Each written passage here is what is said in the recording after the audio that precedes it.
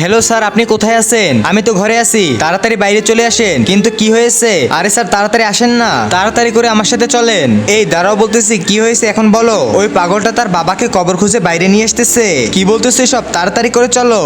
বাবা, আজকে তো আমি তোমাকে কবর খুঁজে বাইরে নিয়ে আসবো।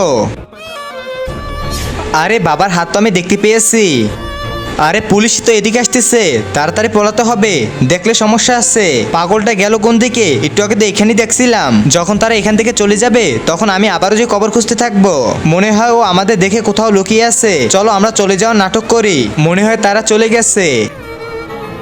এই পাগল, তুই কেন তোর বাবাকে কবর খুঁজে বাইরে নিয়ে আসতেছিস? তাহলে শুনেন, কিন্তু তার আগে বাংলাদেশ থেকে হলে লাইক করো, আর ইন্ডিয়া থেকে হলে সাবস্ক্রাইব করো। আমি বাংলাদেশি তাই লাইক করে দিয়েছি। আর তোমার দেশের পতাকাটা কমেন্টে দিয়ে যেও, দেখি কার দেশের পতাকা বেশি দেখা যায়।